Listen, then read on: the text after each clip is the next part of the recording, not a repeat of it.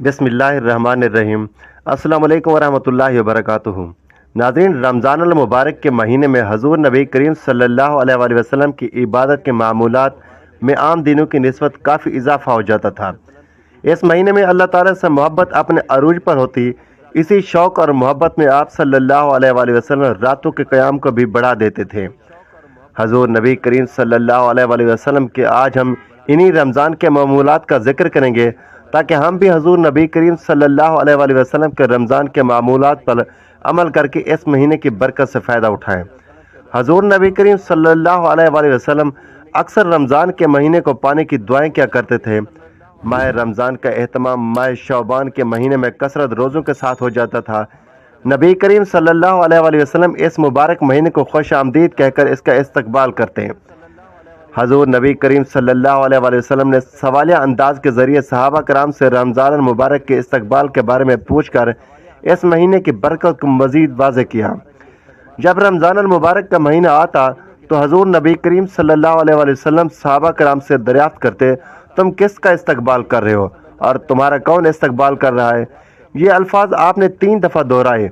इस पर हज़रत उमर फारूक रज़ियल्लाहु ताला अन्हु ने अर्ज़ की, या रसूलुल्लाह सल्लल्लाहु अलैहि वसल्लम, या कोई वही उतरने वाली है या किसी दुश्मन से जंग होने वाली है। हजूर सल्लल्लाहु अलैहि वसल्लम ने फरमाया, नहीं, ऐसी कोई बात नहीं है। फिर आप सल्लल्लाहु अलैहि वसल्लम ने फरमाया, तुम रमज़ान का इस्तकबाल कर रहे हो जिसकी पहली रात में तमाम अहले किबला को माफ़ कर दिया जाता है।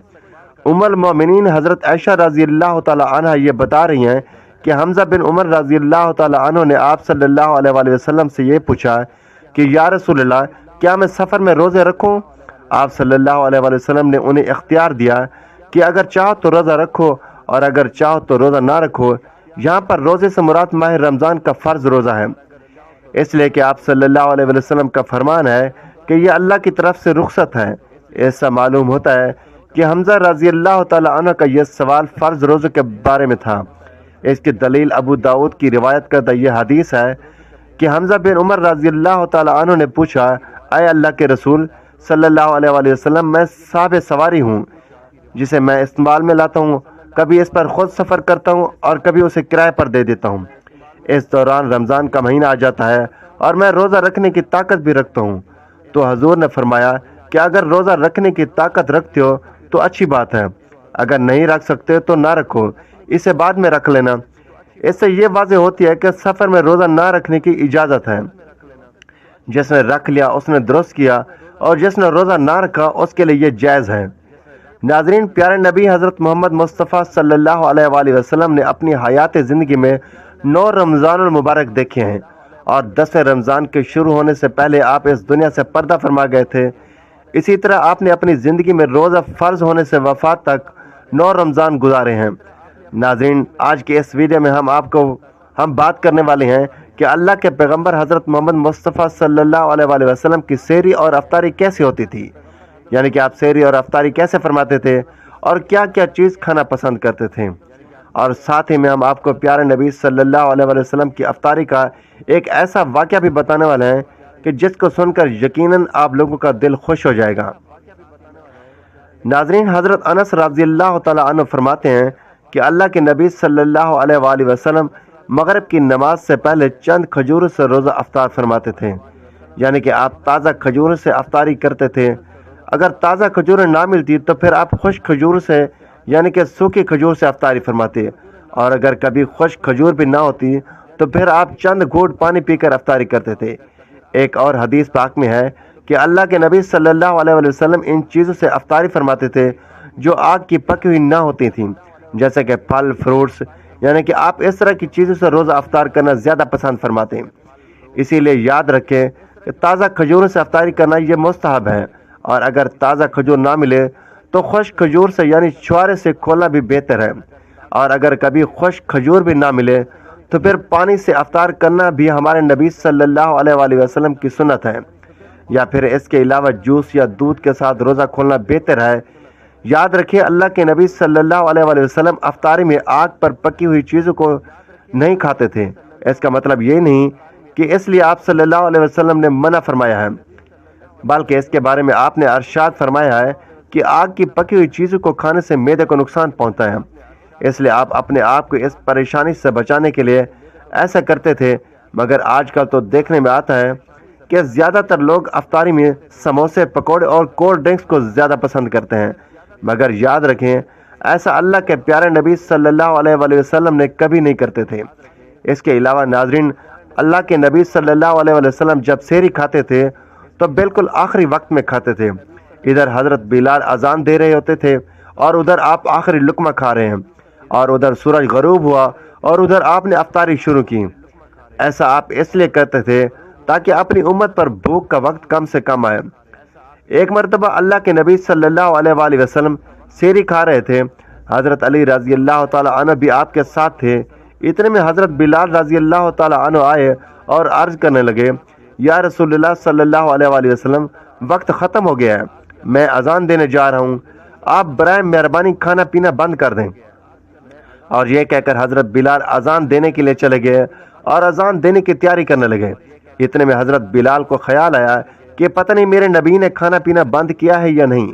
واپس آ گئے اور آ کر دیکھا تو ابھی بھی اللہ کے نبی سحری کھا رہے تھے۔ دیکھ کر حضرت بلال نے کہا، یا رسول اللہ صلی اللہ علیہ وآلہ وسلم، اللہ کی قسم سحری کا وقت ختم ہو گیا ہے، صبح ہو گئی ہے۔ تو یہ سن کر آپ صلی اللہ علیہ وآلہ وسلم نے اپنے ہاتھ نیچے کر لیے اور کہنے لگے، اے بلال، ابھی وقت باقی تھا، لیکن تیری قسم کھانے پر اللہ نے اس کو پہلے ہی نکال دیا کہ تیری قسم کہیں جھوٹی نہ پڑ جائے۔ حضرت علی رضی اللہ تعالی عنہ نے فرمایا، اگر بلال قسم نہ کھاتے تو جب تک میرے نبی صلی اللہ علیہ وآلہ وسلم کھاتے رہتے تب تک صبح صادق نہ ہوتی۔ اب ناظرین، آپ کو ان چیزوں کے بارے میں بتاتے ہیں جن کو اللہ کے پیارے نبی صلی اللہ علیہ وآلہ وسلم بہت پسند فرماتے تھے۔ کدو تو آپ بڑے شوق سے کھاتے تھے، آپ اپنے منہ اور دانتوں کا بھی بہت خیال رکھتے تھے، اسی وجہ سے آپ کو پیاز اور لہسن کبھی نہیں کھاتے تھے۔ آپ پیاز اور لہسن کو اس کی بدبو کی وجہ سے ناپسند فرماتے تھے۔ یاد رکھیں، اللہ کے رسول صلی اللہ علیہ وآلہ وسلم کو اگر کوئی چیز یا کوئی کھانا پسند نہ ہوتا تو آپ اس کو چھوڑ دیتے اور اس کو نہ کھاتے تھے، مگر اس کھانے کو آپ برا نہیں کہتے تھے۔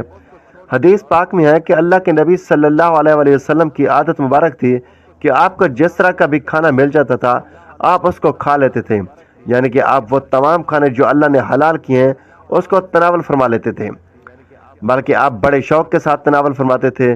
ناظرین، آئیے اب آپ کو بتاتے ہیں کہ وہ کون سی چیزیں ہیں جو نبی پاک صلی اللہ علیہ وآلہ وسلم بڑے شوق سے کھاتے تھے۔ نمبر 1، کھجور۔ ناظرین، اللہ کے پیارے نبی حضرت محمد صلی اللہ علیہ وآلہ وسلم کو کھجور سب سے زیادہ پسند تھی۔ آپ کھجوروں سے افطاری فرماتے تھے، یعنی کہ آپ تازہ کھجوروں سے افطاری کرتے تھے۔ اگر تازہ کھجور نہ ملتی تو پھر آپ خشک کھجور سے افطاری کرتے تھے، اور اگر خشک کھجور بھی نہ ملتی تو پھر آپ پانی سے افطاری کرتے تھے۔ کھجور میں سب سے زیادہ آپ کو اجوا کھجور سب سے زیادہ پسند تھی۔ آپ صلی اللہ علیہ وآلہ وسلم نے فرمایا کہ جس گھر میں کھجور ہوتی ہے اس گھر میں کبھی بھی فاقہ نہیں ہوتا۔ نمبر 2، انگور۔ ناظرین، اللہ کے پیارے نبی حضرت محمد صلی اللہ علیہ وآلہ وسلم کو انگور کھانا بہت پسند تھا۔ آپ انگور بڑے شوق سے کھاتے تھے کیونکہ انسانی صحت کے لیے بھی انگور بہت ہی فائدہ مند پھل ہے۔ نمبر 3، انار۔ ناظرین، پیارے نبی صلی اللہ علیہ وآلہ وسلم کو انار کھانا بہت پسند تھا۔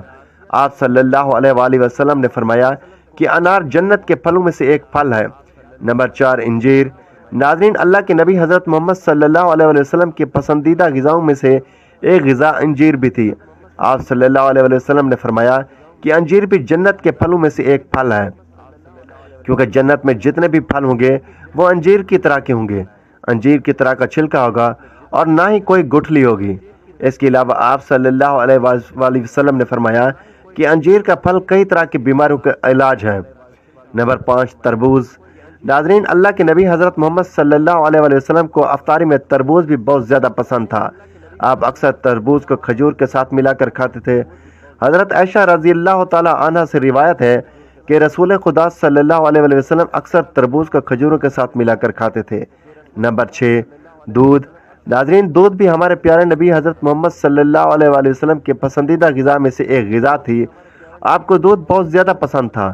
آپ اکثر گائے اور بکری کا دودھ استعمال کرتے تھے اور دودھ کو کبھی خالص تو کبھی پانی میں ملا کر پینا پسند کرتے تھے۔ نمبر 7، شہد۔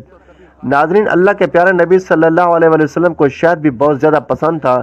آپ اکثر شہد کا استعمال کرتے تھے اور یہی نہیں کہ شہد کا ذکر قرآن پاک میں بھی کئی دفعہ آیا ہے۔ نمبر 8، گوشت۔ ناظرین، پیارے نبی صلی اللہ علیہ وسلم کو گوشت کھانا بھی بہت پسند تھا۔ آپ نے فرمایا کہ دنیا اور جنت دونوں جگہ میں سب کھانوں کا سردار گوشت ہوگا۔ آپ صلی اللہ علیہ وسلم شوربے والے گوشت کو زیادہ پسند فرماتے تھے۔ حدیث پاک میں آیا ہے کہ اللہ کے پیارے نبی شوربے والا اور بھنے ہوئے گوشت کو زیادہ پسند کرتے تھے اور شوق سے تناول فرماتے تھے۔ آپ کو بکرا اور بکری، دمبا اور اونٹ کا گوشت سب سے زیادہ پسند تھا۔ نمبر 9، جو کی روٹی۔ ناظرین، اللہ کے نبی حضرت محمد صلی اللہ علیہ وسلم کو جو کی روٹی بہت زیادہ پسند تھی۔ آپ اکثر جو کی روٹی کھانا پسند کرتے تھے اور بغیر چھانے ہوئے آٹے کی موٹی روٹی تناول فرماتے تھے۔ نمبر 10، چاول۔ ناظرین، پیارے نبی صلی اللہ علیہ وسلم کو چاول کھانا بھی بہت زیادہ پسند تھا۔ آپ چاول کو بھی بڑے شوق کے ساتھ کھایا کرتے تھے۔ آپ صلی اللہ علیہ وسلم نے فرمایا کہ اللہ نے چاول کے دانوں میں بہت برکت رکھی ہے۔ اللہ تعالیٰ سے دعا ہے کہ اللہ تعالیٰ سب دیکھنے اور سننے والوں کے گھروں پر خاص رحمتیں اور برکتیں نازل فرمائے اور تمام ناگہانی آفات، بیماریوں، نقصانات اور رنج و فکر سے محفوظ فرمائے اور ہمارا خاتمہ ایمان پر فرمائے، آمین۔ ناظرین، یہ تھی ہماری آج کی ویڈیو۔ اچھی لگی تو ویڈیو کو لائک کریں، شیئر کریں، چینل کو سبسکرائب کریں تاکہ ہر آنے والی اس طرح کی معلوماتی ویڈیو سب سے پہلے آپ تک پہنچے۔ تو ناظرین، اگلی ویڈیو میں پھر ملیں گے۔ اللہ حافظ۔